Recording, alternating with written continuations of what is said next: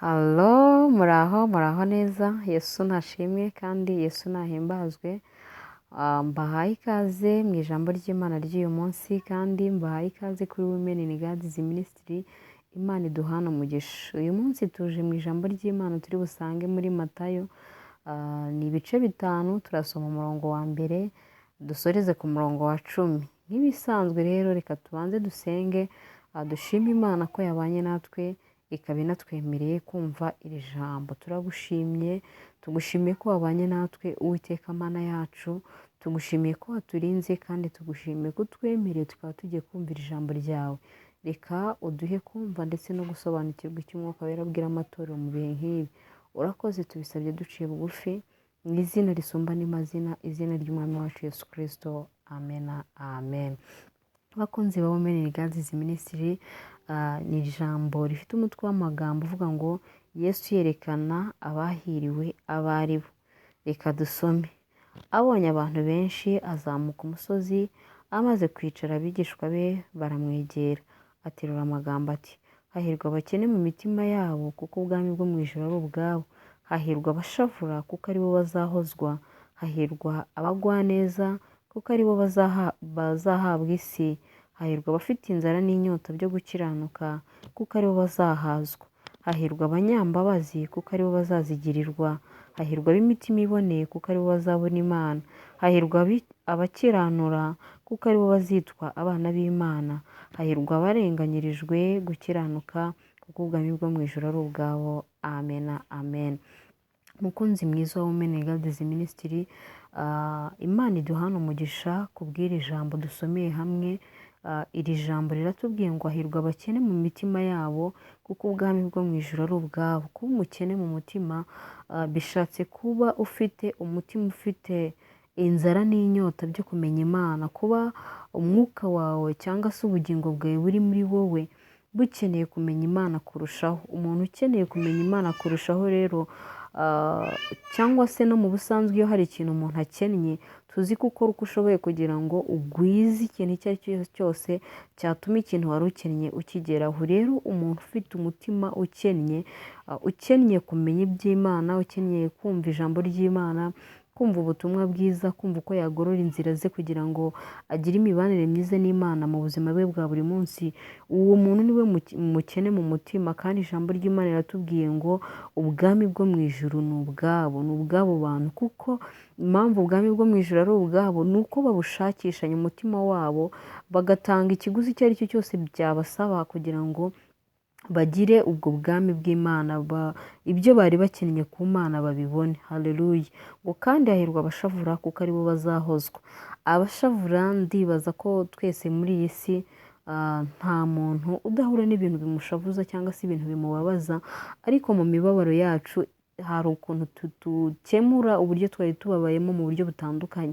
Hari abantu bahura n'ibibazo, bahura n'umubabaro, bagahitamo kujya mu nzira z'ibyaha kugira ngo barebe ko bahakura umunezero, bahakura ibisubizo. Bamwe bahitamo kwicisha inzoga, ugasanga banyweye ku rwego umureba ukamuyoberwa. Ariko ijambo ry'Imana ryo ritubwiye ngo hahirwa abashavura kuko ari bo bazahozwa. Abahirwa gushavura bakaba bazabihorezwa ni abahungira kuri Yesu, ni abahungira ku Mana, akabwira Imana ati umubabaro wanjye, umutima wanjye nguyu wakomeretse, umeze gutya na gutya, Imana niwe wenyine wakomora uruguma rwo mu mutima wanjye. Hahirwa rero umuntu mu mibabaro ye ndetse no mu gushavura kwe udahungira mu nzira z'ibyaha, ahubwo agahungira ku Mana kugira ngo abe ariyo aboneramo amahoro, abe ariyo yongera kuboneramo umutuzo w'umutima we, abe ariyo yongera kuboneramo ibyishimo. Haleluya. Ngo kandi hahirwa abagwaneza kuko ari bo bazahabwa isi. Hahirwa abantu bagwa neza, hahirwa abantu babwira abandi amagambo meza yo kubakomeza ndetse no kububaka. Ntago hahirwa abanyamwaga, abantu bashihura abandi, ugasanga igihe cyose uwo muntu ntushobora kumusangana ijambo ryiza cyangwa se ntushobora kumusangana imbuto nziza, ahorana umwaga, ahora avuga nabi. Mu bantu ari kumwe nabo ugasanga bahora bamutinya, bahora bamwikanga.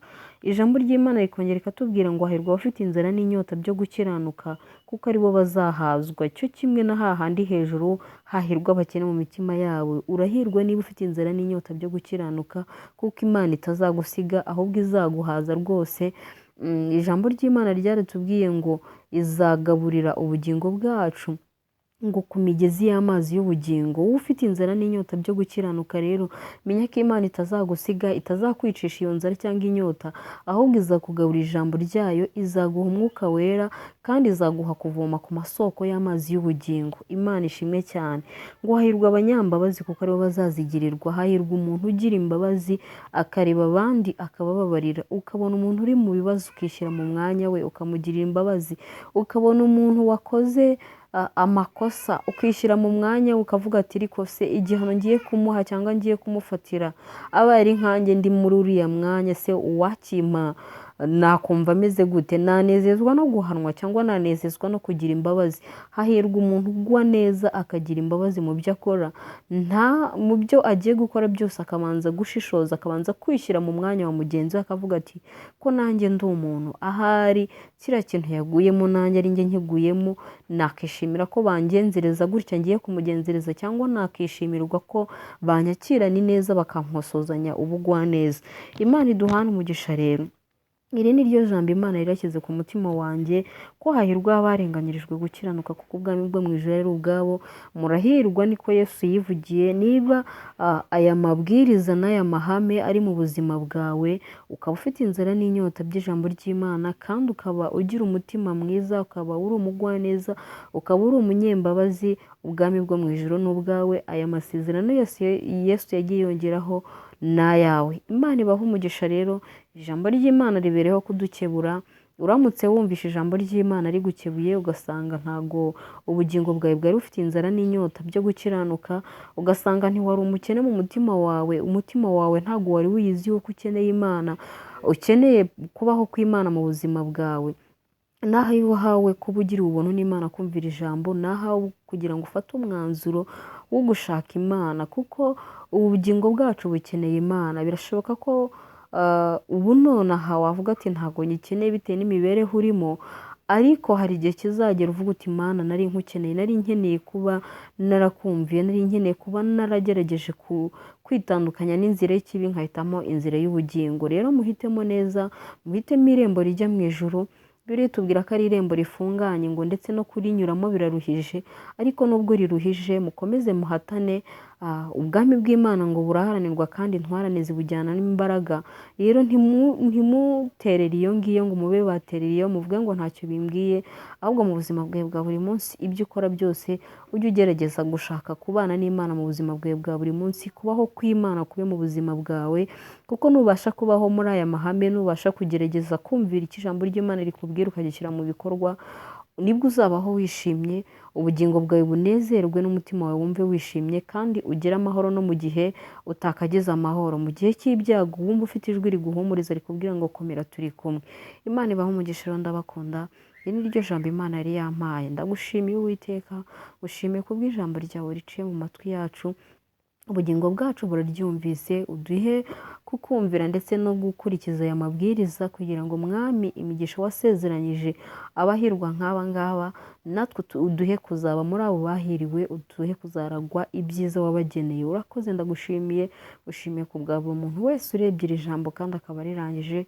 Uwiteka numuhe umugisha mu izina rya Yesu. Amen. Amen.